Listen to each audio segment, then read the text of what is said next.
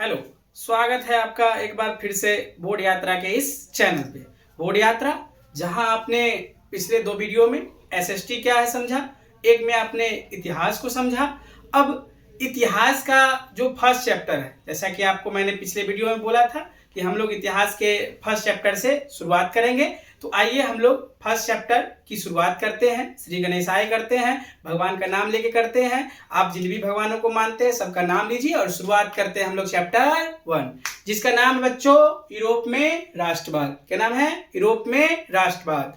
यह जो यूरोप में राष्ट्रवाद हुआ, यानी जो राष्ट्रवाद की भावना यूरोप में आई, हम इसी को समझेंगे। सबसे पहले जानेंगे कि यह यूरोप क्या है, इस यूरोप के अंतर्गत क्या क्या हमें पढ़ना है, इस चैप्टर में हमें क्या क्या जानना है। तो सबसे पहले समझिए यूरोप के बारे में। किसके बारे में? यूरोप के बारे में। तो यूरोप क्या है बुआ? एक महादेश है। क्या है? महादेश है। महादेश क्या होता है? तो जिसमें बहुत सारे देशों का मिलन होता है, या ऐसे कहिए जिसके अंतर्गत बहुत सारे देश आते हैं, उन्हें हम लोग महादेश कहते हैं। क्या कहते हैं? महादेश कहते हैं। इसे हम लोग महाद्वीप भी कहते हैं। यह जो आपका यूरोप महादेश या महाद्वीप है, ये भारत के पश्चिम में स्थित है। कहाँ स्थित है? पश्चिम में स्थित है, इसलिए इसे हम लोग पश्चिमी देश के नाम से भी जानते हैं। यह जो आपका यूरोप है और ये जो चैप्टर है आपका यूरोप में राष्ट्रवाद, इसमें हम लोग मुख्यतः कुछ इन देशों के बारे में ही पढ़ेंगे। यानी इस चैप्टर में जो आपको पढ़ना है वो आपको पढ़ना है फ्रांस के बारे में। किसके बारे में? फ्रांस के बारे में, ब्रिटेन के बारे में, ऑस्ट्रिया के बारे में, प्रसा के बारे में, इटली, यूनान, बोहेमिया, पोलैंड के बारे में हम देखेंगे कि ये जो फ्रांस है इस चैप्टर में ये क्या कर रहा है, ये जो ब्रिटेन है ये क्या कर रहा है भाई। तो इन सब चीजों के बारे में हम जानेंगे। ये जितने भी देश है इन सब में यह जो आप देख रहे होंगे राष्ट्रवाद, इसकी भावना कैसे आई, इसी चीज को हम लोग देखेंगे। तो आइए देखते हैं यूरोप में राष्ट्रवाद उदय के कारण। यानी यूरोप में जो राष्ट्रवाद का उदय हुआ उसके क्या कारण थे। यूरोप जिसे आपने बढ़िया से समझ लिया है, यूरोप क्या है? पश्चिमी महादेश है जहां बहुत सारे देश आते हैं, जिसमें आपने इटली, तुर्की, ऑस्ट्रिया जैसे देशों को देखा है। यह जो यूरोप में हुआ राष्ट्रवाद का उदय हुआ। किसका उदय हुआ? राष्ट्रवाद का। यानी लोगों के अंदर जो अपने देश से प्रेम हुआ, ऐसी भावना उनके अंदर आई कैसे? कैसे वो लोग अपने संस्कृति से प्रेम करना प्रारंभ कर दिए? कैसे उन्हें लगा कि अब हमारा देश हमारा होना चाहिए? ऐसी भावना उनके अंदर आई कैसे? तो ऐसी भावना के आने में जो है कुछ महत्वपूर्ण घटनाओं का योगदान रहा, जिसमें सबसे पहला है भौगोलिक खोज। क्या है? भौगोलिक खोज। यह जो भौगोलिक खोज है जिसे आप लोग क्लास 9th में पढ़े होंगे, जिसमें आपने देखा होगा कि 13वीं से 14वीं शताब्दी के बीच में विश्व के कई देशों की खोज हुई थी, या विश्व के कई देशों का आपस में संबंध बढ़ा था, जिसमें आपने वास्को डी गामा को देखा होगा जिसने 1498 में भारत आए थे। आपने कोलंबस को देखा होगा जो कि अमेरिका गए थे।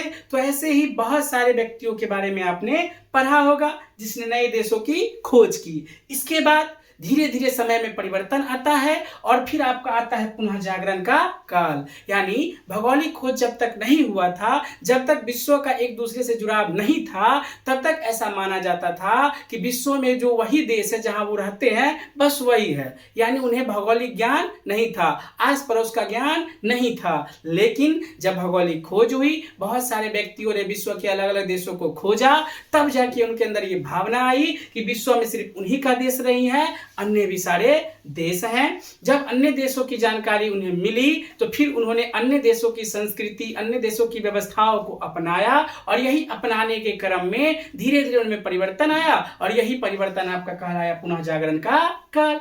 यह जो आपका पुनः जागरण का काल है, क्या हुआ? पुनः जागरण का काल है। यह पुनः जागरण का काल 15वीं शताब्दी में प्रारंभ हुआ। यानी 13वीं से 14वीं शताब्दी में भौगोलिक खोज हुई और आपका 15वीं शताब्दी में पुनः जागरण का काल आया, जिसकी शुरुआत मानी जाती है इटली से। कहां से? इटली से। तो यूरोप में राष्ट्रवाद की भावना को इसने कैसे बढ़ाया? तो भौगोलिक खोजों के कारण, विश्व के एक दूसरे से जुड़ाव के कारण बहुत सारे लोगों के अंदर एक दूसरे के बातों के बारे में पता चला कि दूसरे देश में कैसी व्यवस्थाएं हैं, किस प्रकार से उनके देश में व्यवस्थाएं चलती हैं। इन्हीं के जानकारियों के साथ जनता का जुड़ाव धीरे धीरे जो है शिक्षा के साथ हुआ। किसके साथ हुआ? शिक्षा के साथ। यहीं से विश्व के अंतर्गत या यूरोप के अंतर्गत मध्यम वर्ग का उदय हुआ, पढ़े लिखे वर्ग का उदय हुआ। धीरे धीरे जब उन्होंने शिक्षा प्राप्त की तो उन्हें रोजगार मिला, और जब उनके पास रोजगार आया तो उनके पास धीरे धीरे आर्थिक स्थिति अच्छी हो गई। तो फिर उन्होंने विश्व के साथ जुड़ा और विश्व के साथ जुड़कर अपने देश में राष्ट्रवाद की भावना को बढ़ाने में प्रयत्न किया। अब ये जो विश्व के साथ इनका जुड़ाव हुआ, कैसे हुआ? तो अब देखिएगा, तो कुछ व्यवस्थाएं या क्रांतियां थी जिनने इस यूरोप में राष्ट्रवाद को बढ़ाने में मदद किया, जिसमें सबसे पहला इंग्लैंड की गौरवपूर्ण क्रांति। यूरोप के अंतर्गत कुछ ऐसे देश थे जो कि यूरोप के सभी देशों पर शासन किए हुए थे। धीरे धीरे इंग्लैंड की गौरवपूर्ण क्रांति के बारे में पता चला कि इंग्लैंड की जो जनता थी उसने अपने सरकार के प्रति, यानी सरकार से कुछ मांग की और सरकार को मानना पड़ा। तो ये कैसे माना गया, इसी चीज को देखा यूरोप की जनता ने। कहां की जनता ने? यूरोप की जनता ने। इसके पश्चात अमेरिकी स्वतंत्रता संग्राम हुई, यानी जो अमेरिका है आपका, जो अमेरिका के अंतर्गत जो भी आंदोलन हुए थे उनको भी यूरोप की जनता देख रही थी। इसके बाद फ्रांसीसी क्रांति हुआ जो कि आपका 1789 में हुआ था। इसका भी प्रभाव यूरोप में राष्ट्रवाद के बढ़ाने में पड़ता है। फ्रांसीसी क्रांति के अंतर्गत बहुत सारे ऐसे राजा थे जो एकदम निरंकुश थे, जो शासन व्यवस्था नहीं करते थे। आप लोगों ने क्लास 9th में इसको देखा होगा, आपने पक्का मेरी अंतोनीत के बारे में पढ़ा होगा और उसके गुरु के बारे में पढ़ा होगा जिसका नाम था राष्ट्रपुटिन, जो कि अपने ही शिष्य के पत्नी के साथ भाग जाता है। ऐसा आपने जरूर पढ़ा होगा बच्चों। तो ये जो फ्रांसीसी क्रांति थी इसका भी प्रभाव कहाँ पड़ा? यूरोप में राष्ट्रवाद की भावना को बढ़ाने में पड़ा। फ्रांसीसी क्रांति, क्या बच्चों? फ्रांसीसी क्रांति जो हुई थी 1789 में। इस फ्रांसीसी क्रांति का राष्ट्रवाद के योगदान में क्या महत्वपूर्ण भूमिका है? तो आप इससे यह समझिएगा, जैसे कि आपने पीछे पढ़ा कि यहाँ का जो राजा था वो निरंकुश था। जैसे ही राजा निरंकुश था उसके पास देश के विकास के लिए कोई भी जो भी उसकी नीतियां थी वो अच्छी नहीं थी। नीतियां अच्छी ना होने के कारण जनता जो है राजा को देखना नहीं चाहती थी। राजा से वो खुश नहीं थी। इसी समय में जो उसकी पत्नी थी जिसका नाम मेरी अंतोनेट था, वो अपने गुरु के साथ भी भाग गई थी। तो इससे जो फ्रांस था इसके राजत्व के सिद्धांत पे बहुत ही बुरा प्रभाव पड़ा और जनता जो है अपने राजा का विरोध करना प्रारंभ कर दी। और इसी विरोध के समय में उन्होंने अपने अधिकारों की मांग की। किसकी मांग की? अधिकारों की। तो ये जो 1789 की फ्रांसीसी क्रांति है बउआ, ये यूरोप में जो है जनता को मांग करना सिखाता है। क्या सिखाता है? मांग करना। तो इसे आप नोट में लिख सकते हैं कि फ्रांसीसी क्रांति ने यूरोप की जनता को अधिकारों की मांग करना सिखाया। क्या सिखाया? अधिकारों की मांग करना सिखाया। इसके बाद नेपोलियन बोनापार्ट आए और उनके भी जो कार्य थे उसने भी राष्ट्रवाद को भावना को बढ़ाने में महत्वपूर्ण योगदान दिया। तो आइए हम राष्ट्रवाद की भावना को समझते हैं। तो देखिए, यूरोप में राष्ट्रवाद का जो कारण था जिसे आपने बढ़िया से समझा। अभी जो राष्ट्रवाद का कारण है इसको हम एक क्रमबद्ध तरीके से आपके लिए लिख दिए हैं, जिसे आप बढ़िया से देखिए। सबसे पहला आप भौगोलिक खोज समझ गए होंगे कि विश्व में नए नए देशों की खोज हुई, इनके बीच संबंध बढ़ा और इसने राष्ट्रवाद उदय में महत्वपूर्ण भूमिका निभाई। जिसके बाद भ्रांतियां टूटी, लोगों के अंदर जो है बदलाव आया और यही बदलाव का काल हमें पुनः जागरण के काल के रूप में जाना जाता है। इसके बाद इंग्लैंड में क्रांति हुई, इंग्लैंड की जनता ने भी मांग किया। अमेरिकी स्वतंत्रता संग्राम हुई, फ्रांसीसी क्रांति हुई। फ्रांसीसी क्रांति से आप लोग अवगत हैं, जिसे आपने बढ़िया से समझा भी होगा। इसके बाद एक आया नेपोलियन। कौन आया? नेपोलियन। जब फ्रांस में वहां के राजा का विरोध होने लगा तो फिर 1804 में, कब? 1804 1804 में फ्रांस का राजा बना नेपोलियन। कौन बना? नेपोलियन, जिसे हम लोग नेपोलियन बोनापार्ट के नाम से जानते हैं। इसने भी यूरोप में राष्ट्रवाद की भावना को बढ़ाने में महत्वपूर्ण योगदान दिया था। कैसे दिया था? तो आइए इसको समझते हैं। तो सबसे पहले आप देख रहे होंगे यह जो नेपोलियन बोनापार्ट था, कौन था बुआ? नेपोलियन बोनापार्ट था। यह नेपोलियन बोनापार्ट ने सबसे पहले इटली को 3 गणराज्यों में बांट दिया। यानी इसने क्या किया, इटली जो था पहले कई भागों में विभक्त था, उसे इसने 3 गणराज्यों में बांटा। 3 गणराज्यों का नाम क्या था?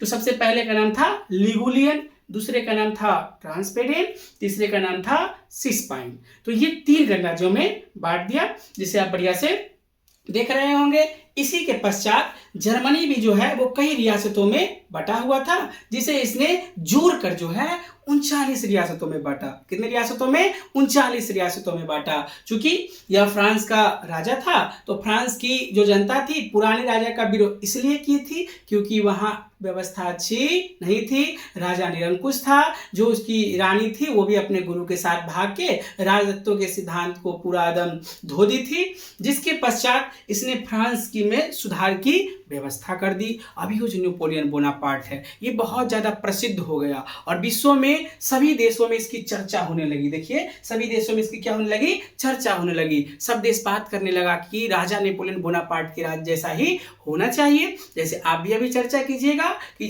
बोर्ड यात्रा ही हमारी तैयारी का सबसे महत्वपूर्ण साधन है, अभी कोई कोचिंग होना चाहिए तो बोर्ड यात्रा की तरह ही होना चाहिए, जहां बढ़िया से टीचर लोग समझाते हैं। आप लोग आइए देखते हैं आगे। तो ये जो नेपोलियन बोनापार्ट था, नेपोलियन बोनापार्ट था, इसकी जब चर्चा होने लगी तो इसका एक युग आ गया। क्या आ गया? युग, जिसे हम लोग कहते हैं एरा। एक समय आएगा जब हम लोग का भी एरा आएगा, युग आएगा, और इस युग और एरा आने में बुआ रे आप लोग ही हमारा मदद कीजिएगा। आप लोग ही हमारे साथी हैं। अगर आप लोग का समर्थन रहा तो हम लोग का एक भयंकर युग आने वाला है, जिसमें हम लोग बहुत बढ़िया से आपके साथ मिलकर काम करेंगे और बिहार बोर्ड में हम लोग जो है अपना परचम लहराएंगे।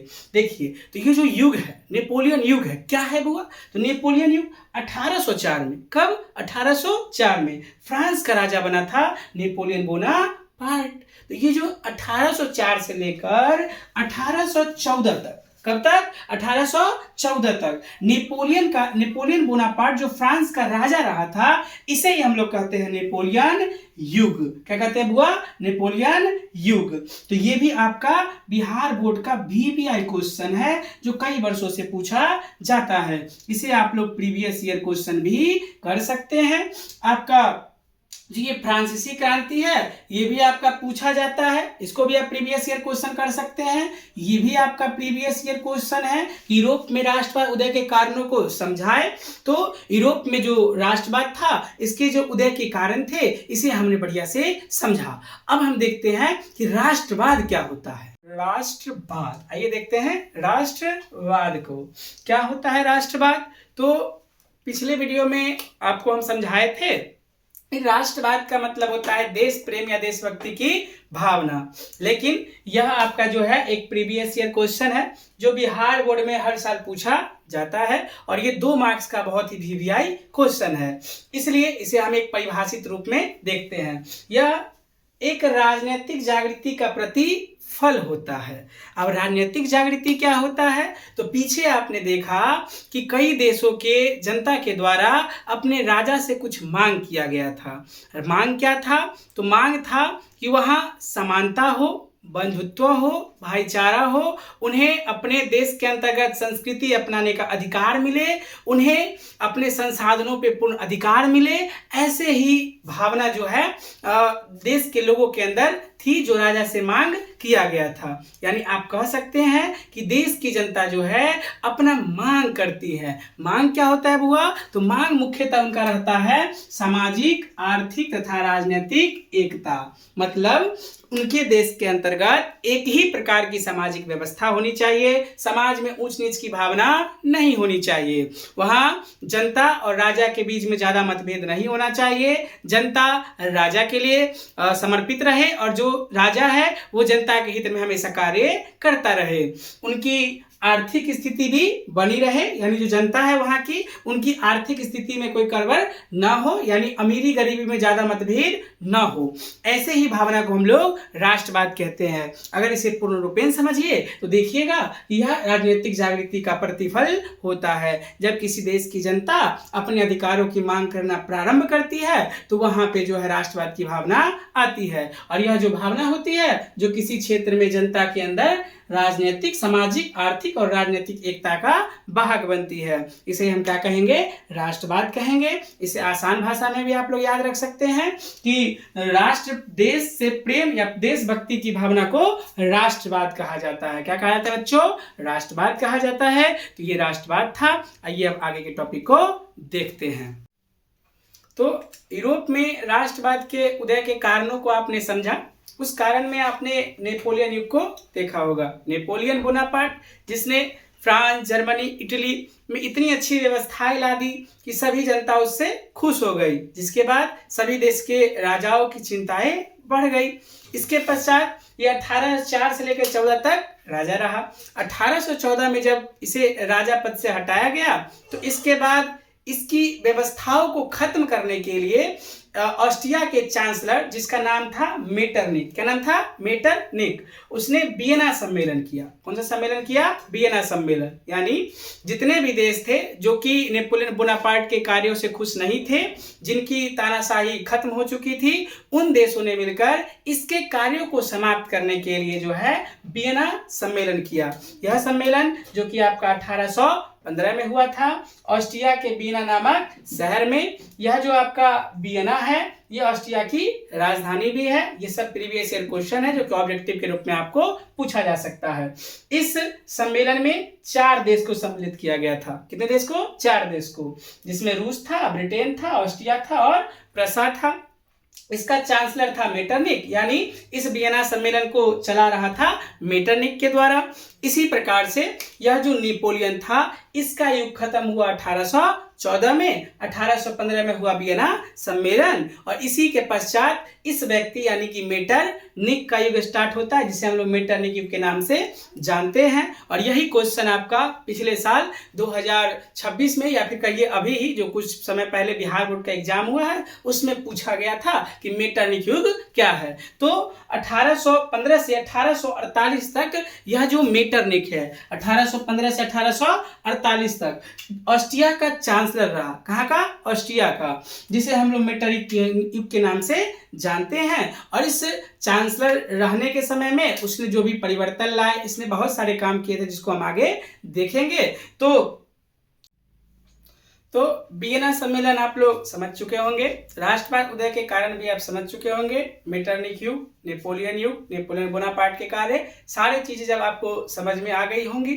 अब हमें यह देखना है कि यह जो वियना सम्मेलन हुआ, ये जो नेपोलियन बोनापार्ट के युग का खत्म हुआ, समाप्ति हुई, और उसके बाद जो वियना सम्मेलन हुआ, इसका उद्देश्य क्या था और इसके क्या परिणाम हुए।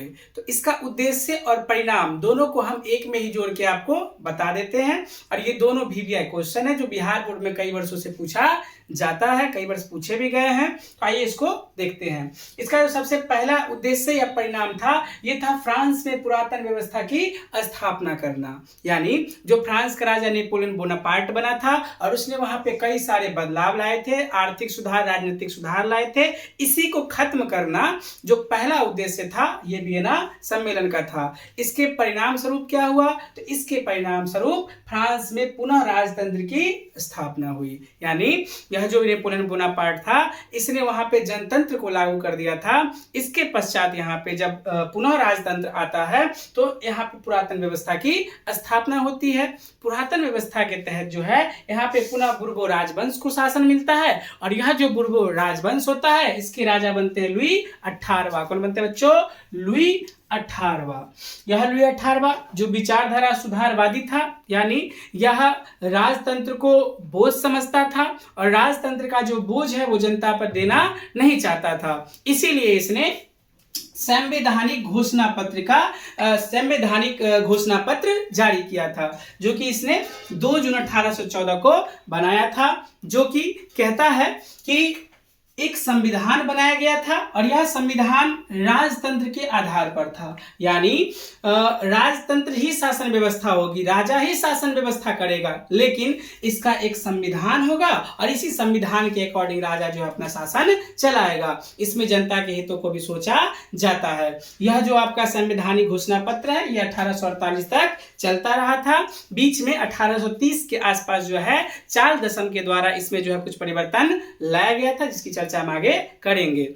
यह वियना सम्मेलन का पहला उद्देश्य या परिणाम था, जिसको हम कहते हैं फ्रांस में पुरातन व्यवस्था की स्थापना। तो इसके तहत राजतंत्र को पुनः लाया गया, नेपोलियन बोनापार्ट के कार्यों को खत्म कर दिया गया, पुनः जो है वहां पे बुर्बो राजवंश का शासन आया, लुई 18वां राजा बना, जो कि एक सुधारवादी था। कैसा नेता था? सुधारवादी नेता था। इसने 2 जून 1814 को संवैधानिक घोषणा पत्र को लाया था, जो कि 1848 तक चलता रहा। इसी के तहत इसका जो दूसरा उद्देश्य है उसे, तो वियना सम्मेलन का जो दूसरा उद्देश्य या परिणाम था वो था नेपोलियन बोनापार्ट के कार्यों की समाप्ति।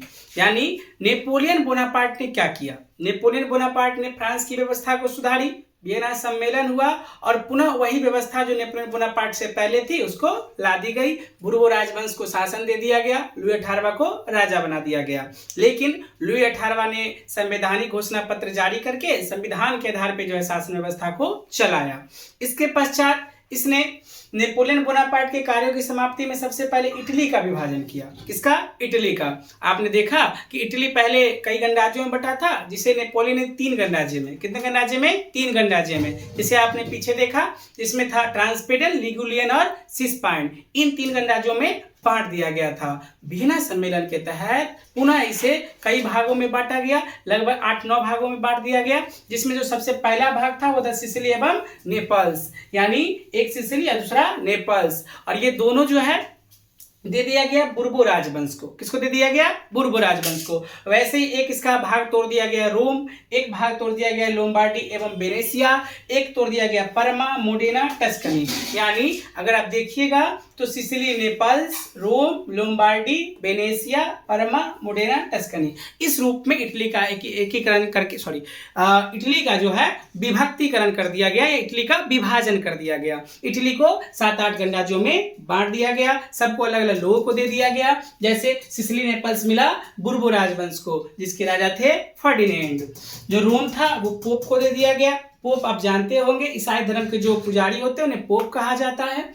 लोम्बार्डी, वेनेशिया को ऑस्ट्रिया ने स्वयं रखा, और जो आपका परमा, मोडेना, टस्कनी था ये हाइब्सबर्ग प्रांत को दे दिया गया, जो कि फ्रांस का ही एक राजवंश था। इसके पश्चात जो नेपोलियन बोनापार्ट था इसने जर्मनी को भी 39 रियासतों में बांटा था। तो इससे वियना सम्मेलन के तहत ज्यादा कोई प्रभाव नहीं देखने को मिला, इस कारण से इसे जो है 39 रियासतें में ही रहने दिया गया, यानी जर्मनी में कोई विभक्तिकरण नहीं किया गया। तो नेपोलियन बोनापार्ट के जितने भी कार्य थे उन्हें वियना सम्मेलन के तहत समाप्त कर दिया गया। तो इस आधार पर आप कह सकते हैं कि वियना सम्मेलन के 2 उद्देश्य थे, फ्रांस में पुरातन व्यवस्था की स्थापना करना और नेपोलियन बोनापार्ट के कार्यों को खत्म करना। तो आपने वियना सम्मेलन का उद्देश्य भी समझ लिया। वियना सम्मेलन के जितने भी परिणाम हुए उसमें फ्रांस, जर्मनी, इटली में जो भी व्यवस्थाएं बनी, इसके पश्चात फ्रांस में जो है क्रांतियां प्रारंभ हुई।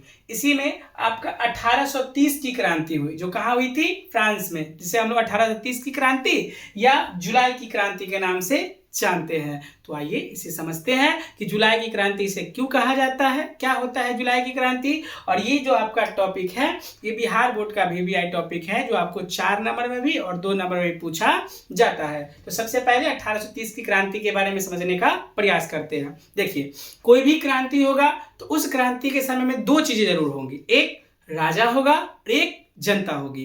राजा काम अच्छा नहीं करता होगा और जनता इसी चीज का विरोध की होगी, इसे हम लोग क्रांति कहते हैं। तो राजा कौन था, क्या कार्य किया, क्या नहीं किया, जनता क्यों उससे नाराज थी, इसी को समझते हैं। सबसे पहले राजा कौन था? तो राजा था चार्ल्स एक्स। कौन था? Charles x. आप इसे क्रॉस नहीं समझिएगा, ये एक्स है। क्या है? एक्स है। राजा एक्स, एक्स का मतलब कुछ और नहीं समझिएगा, राजा था ये, एक्स है, ठीक है, चार्ल्स एक्स। ये जो राजा था ये वो निरंकुश एवं प्रतिक्रियावादी था। निरंकुश एवं प्रतिक्रियावादी। निरंकुश का अर्थ होता है वैसा राजा जो पढ़ा लिखा ना हो। प्रतिक्रियावादी मतलब होता है जो छोटी छोटी बातों भी प्रतिक्रिया देते रहे, तो वैसा ही राजा था। ये एकदम गवार राजा था, इसे कोई भी देश के विकास के लिए व्यवस्थाएं नहीं थी, बकलोल राजा आप इसे कह सकते हैं। इसने एक व्यक्ति जिसका नाम हुआ पोलिगनेक, क्या हुआ? पोलिगनेक, इसे बनाया प्रधानमंत्री। क्या बनाया? प्रधानमंत्री। कहाँ का प्रधानमंत्री? तो फ्रांस का प्रधानमंत्री। यह भी व्यक्ति कैसा था? प्रतिक्रियावादी। तो चोर चोर मौसेरा भाई वाला सिस्टम हो गया कि दोनों अपना सिस्टम बना लिया, जैसा खोजली हो कुटुम उसने मिल हो कुटुम वाला बात हो गया।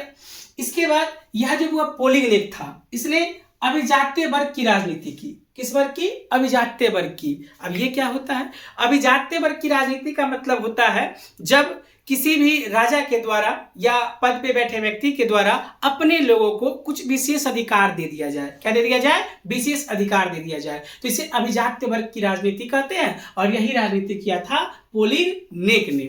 इसके पश्चात देखिएगा तो इसी कारण से उदारवादियों ने, किसने? उदारवादियों ने इसका कर दिया विरोध। यानी जो भी लोग पूरा यूरोप या पूरा फ्रांस की अच्छी व्यवस्था चाहते थे वहां पे, उन लोगों ने मिलकर जो है इनका विरोध किया। और इसी विरोध की जो शुरुआत है वो हुई आपका 28 जून 1830 को। 28 जून 1830 को, जिसे हम लोग फ्रांस में गृहयुद्ध के नाम से जानते हैं। इसके पश्चात यह गृहयुद्ध जो आपका है 25 जुलाई 1830 को, 25 जुलाई 1830 को एक भयंकर गृहयुद्ध के रूप में धारण कर लेती है, जिसे हम लोग जुलाई की क्रांति के नाम से जानते हैं। क्यों जानते हैं? क्योंकि यह क्रांति जो है वो जुलाई में हुआ था। किस महीने में हुआ था?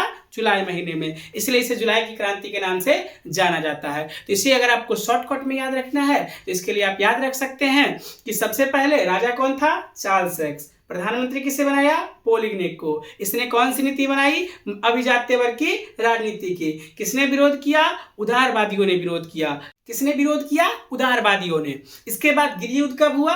तो 28 जुलाई 1830 को, 28 जून 1830 को। इसके बाद 25 जुलाई 1830 को भयंकर युद्ध हुआ, जिसे हम लोग जुलाई की क्रांति के नाम से जानते हैं। और इसी के पश्चात जो ये राजा था चार्ल्स एक्स, ये अपनी राजगद्दी त्याग देता है और त्याग के चला जाता है इंग्लैंड। कहाँ चला जाता है? हुआ इंग्लैंड चला जाता है। और इसी तरीके से 1830 की क्रांति समाप्त हो जाती है।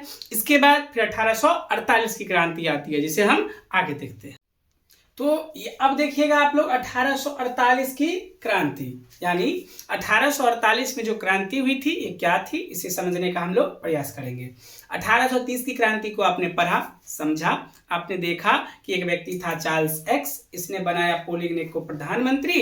इसके पास कोई व्यवस्था न होने के कारण इसने जो है अपने ही लोगों को अधिकार दे दिया और उदारवादियों ने विरोध किया। परिणाम स्वरूप 25 जुलाई 1830 को राजगद्दी त्यागनी पड़ी और त्याग के वो इंग्लैंड चला गया। इसके बाद उदारवादियों ने मिलकर लुई फिलिप को राजा बनाया। किसे बनाया? लुई फिलिप को। 1830 में। कब बनाया? 1830 में। तो 1830 में जो लुई फिलिप राजा बना, इसके शासनकाल में 1848 में जाके जो है जनता ने विरोध किया। क्यों किया? समझिए। तो 1848 के समय में राजा कौन था? तो लुई फिलिप था। कौन था? लुई फिलिप था। यह लुई फिलिप जो है उदारवादी एवं महत्वाकांक्षी था।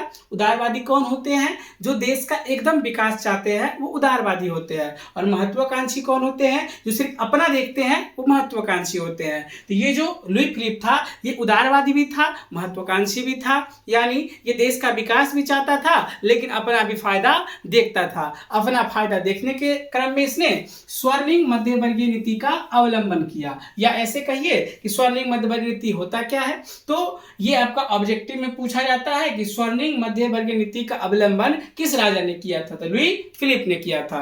इसका मतलब ये हुआ कि इसने एक ऐसे व्यक्ति को राजा बना दिया जो एकदम बेकार था, प्रधानमंत्री बना दिया जो एकदम बेकार था, किसी काम का नहीं था।